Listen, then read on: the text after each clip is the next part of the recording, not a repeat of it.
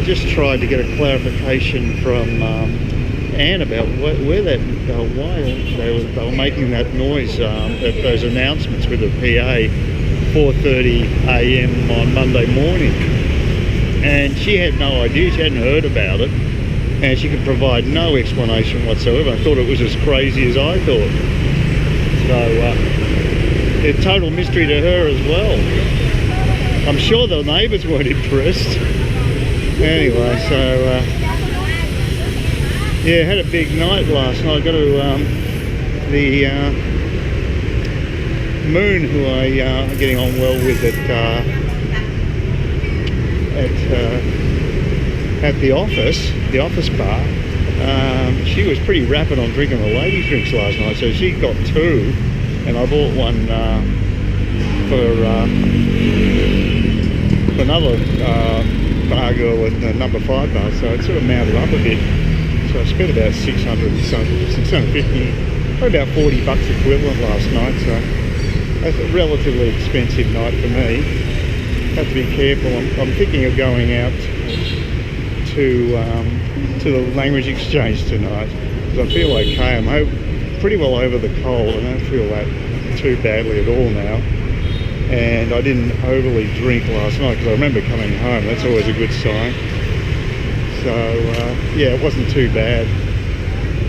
So we'll see. I'm going to the supermarket around 9 o'clock. I think it'll be a bit quieter then. I'm going to try to get some meat and stuff, because I've got the spinach I bought last Friday. It's all semi-frozen, so it's still in decent nick. But I want to fill it up. Rather than cook it, I'll just use as filling in a roll. So rather than getting a bang mi this morning, I'll bulk up on a bit of spinach. And I'm hopefully going to see a movie at Galaxy Theatre this Savo. We'll see how it goes. It depends on the sessions. If there was a session finishing at 7, it'd work out well for me, because then I could go straight to the language exchange. But I don't know. We'll see. Anyway, yeah, I do want to go and see a movie anyway. $70,000 pretty reasonable. $4.50 for a movie. No one can complain about that. So that's my plan today. We'll see how it all works out. It's a nice day though, a bit of a breeze. The air feels a bit cleaner. It's good. I'm praying for getting through quickly on Friday. You know, they've got to be waiting for ages to get through. It's just crowded at all the checkouts. This guy's the queue jumping. That's not great. So it just adds to the pain. So not good. Oh, that was a horrendous shopping experience. Really bad. I mean, people everywhere. I feel claustrophobic. It's just people everywhere you look. It's just, you cannot turn without bumping into someone. It took forever to get through the checkout. It's just horrible. I might look for another supermarket, I think. I'm a bit sick of this one. This is like the bad old days of the co-ops. So I'm very lucky last Friday, I think, getting out so quickly, because that was just horrible. The guy who I think thought was going to try to queue jump actually pulled his shopping trolley back. So I guess he knew maybe he just wanted to position it in a more convenient position while he was waiting, so maybe he had no intention of queue jumping. Good thing he didn't say anything. It looked pretty blatant the way he was sort of wedging his way in, which is really bad considering it's so busy. It's the last thing you need is a queue jumper. But again, he wasn't, so I could not find the bread section. I looked everywhere for it. I don't know why it's so crowded today. You'd think Friday would be a busier day than today, but no. I don't know. Maybe just unlucky. Or it could be Christmas, I don't know. If we're getting closer to Christmas, it's going to get worse. I have no idea, but again, I might try another supermarket, because Archen down in District 7 was so much better place to shop. So, anyway, I got myself some meat and stuff. I got a mixture of food this time, a bit of cheese, so I'll make up a bit of a roll and see how we go. I might get a couple of rolls at the bang mi place. I couldn't be bothered going to the other bang mi place just for a couple of rolls of bread, but yeah. Alright, well anyway, we'll see how we go.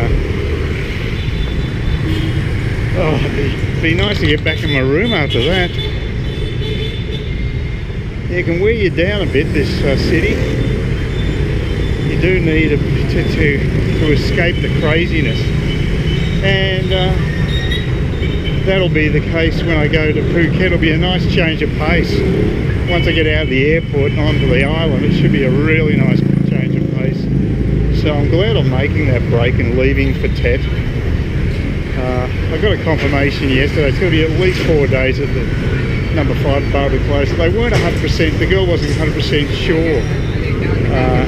Han, who I was talking to, she wasn't 100% sure how many days they were going to be closed for, but they hadn't been announced yet. But I'm glad I've done that now. I've made that move just to break up the trip. I think it's a good move. And I never expected the air quality to be so bad here, so that's another big bonus of getting out of here for a time. But it has improved a hell of a lot in that last couple of days. Just Saturday was just disgusting. But yeah, it's just, I haven't checked the air quality online, but I'm sure it's quite decent today. It's about 8:30 in the morning, heading off fairly early today to get my fur bar. And I cracked open one of the cans of Galician mussels yesterday. And yeah, they were really nice. I've forgotten how tasty they are, but I've got another 4 packs to keep me going, and I've got some other seafood as well. So we'll see how it goes. Yesterday I had another interruption in the room.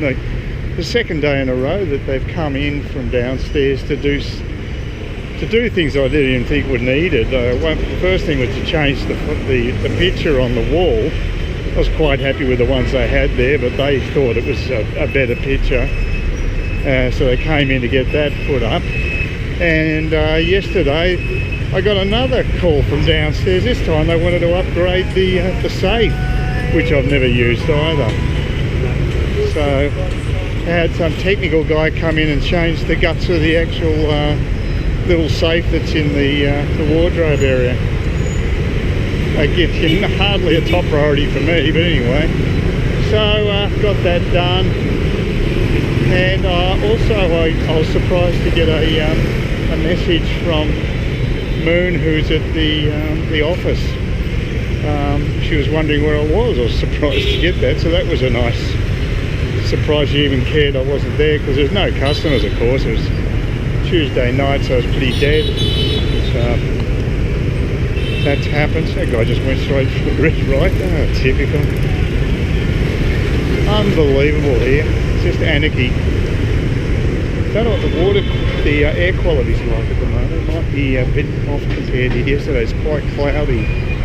So, but I don't have to walk too far to get the bar. And tonight I won't go to number 5 bar before I get to the office. I'll turn up the office around 7. Because if I do the happy hour, I'll drink too much, and I just don't want to cut back on the grog. And it also means I won't have to buy a lady drink there, because I almost feel compelled now to get one each time. I mean, Han, she actually, is quite good company. And, I feel obliged to sort of chatting with the girl for quite some time to give her a lady drink. I mean, she got plenty of other opportunities to get lady drinks from other customers too. So she, I think she actually likes talking to me. So it'd be a bastard act not to give her. Well, she actually asked for it herself anyway. I didn't even, which is unusual. Most of the bar girls don't do that there, and she'd probably get into trouble if they found out she was doing it. But I don't have a problem with getting her a lady drink anyway. So so quite, like I say, quite enjoy her company, and it's it's a win-win. She gets some extra money. Heinz gets some money for the bar, and I get money. And another moto taxi guy. God, they're everywhere around here. Oh, it's crazy. I get it all the time. I never got it in other parts of town. I just haven't had it this intense. This is really, yeah, real bad. Yeah, that was a real disappointment tonight. I went to the office. I didn't go to number 5 bar before, so I stayed quite sober. And when I went there, the bar girl I know well, she basically just tried to screw me out as many lady drinks as she possibly could in a short time. So, and she was really acting weird, like she was high. You couldn't even play pool properly. She kept doing stupid things like moving the ball around and all this sort of crap, you know, trying to make sure she was endearing herself to me. It's getting more and more pissed off. I wasn't enjoying it. I couldn't even play pool in peace. I mean, the other girl was much better, because at least she would play a serious game of pool with me. She wouldn't fraternize, wouldn't have any sort of touchy-feely crap, but at least I could play a game of pool. But with Moon or Mun or whatever, however her name is pronounced, it was just basically screwing me for money, and I think, yeah, I'm just sick of it, you know. At least at number 5 bar, they're not as ruthless. I mean, she's an attractive young girl, but she overplayed her hand. They're greedy. They hit you so quickly. If she'd just been a little more subtle, it would have been fine. And if she hadn't been such a dickhead about playing pool, you know, about changing the rules, and she kept talking money to me. Oh, she wants 200,000. Yeah, it's not exactly a turn on when the woman just continually talks about money. And that's a Vietnamese bar. So whereas number 5 bar is run by Heinz, who's a Swiss German, it's a different situation with it when an expat runs a bar. It's run much more above board, and the Vietnamemese proprietors just don't seem to get it as much as people from the West want some level of ethics like that. We're not just ATMs to be basically milked by cute Vietnamese girls. So I've pretty well had it. I may not go back there now. Although I do like the other girl. She's actually okay, the one I played. Well, I'd be happy to buy her ladies drinks. But as far as Moon's concerned, forget it. She's a cute girl, but you know, what's the cost? I was only there for an hour and a half, and I was only with her for 1 hour, and she just made me feel incredibly uncomfortable in that hour. So, you know, it just pisses me off. Well, she's also lost out to seafood dinners, because I would have bought her one, but the way she acted, so mercenary. I thought, stuff you, no way. The thing that gets me is these bars are empty. So, but they don't seem to think about that. They don't think about the fact there's hardly any customers. There's only one other customer tonight. They're stupid. They're just greedy, and are going for short-term gains. And so I'm going to be around a long time, and I might just think, well, stuff you, I'll just stick to that one bar that I know where I'm not going to get hassled.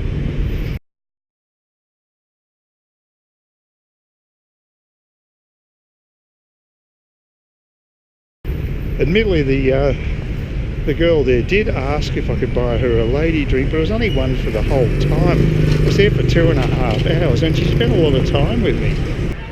So I'll be fit and fighting for another number 5 happy hour tomorrow, and then I might go back to the office at some stage in the future, but only if that other girl's there, and I'll give up on Moon, which is a shame because she's cute. But you know, realistically, I'm an old guy. She's just doing it for the money. It's fairly obvious. She's no spring chicken by bar girl stand. She's 38, so. But she certainly lacked awareness of not realising I wasn't happy. It took her a long time to figure that out, because she was sort of self-possessed in her own little Well, like I say, especially if she's drug affected, I guess that makes even more sense why she didn't realise she was pissing me off a lot sooner. And most girls are much more astute to those emotions than guys are. So that was quite surprising. Please consider subscribing to my channel if you think there's anything there of use to you, or entertainment or whatever. And either do that or give me a thumbs up, or if you're feeling really energetic, do both. That'd be great. But please don't ignore me. That's the worst thing you can do on YouTube, is be ignored.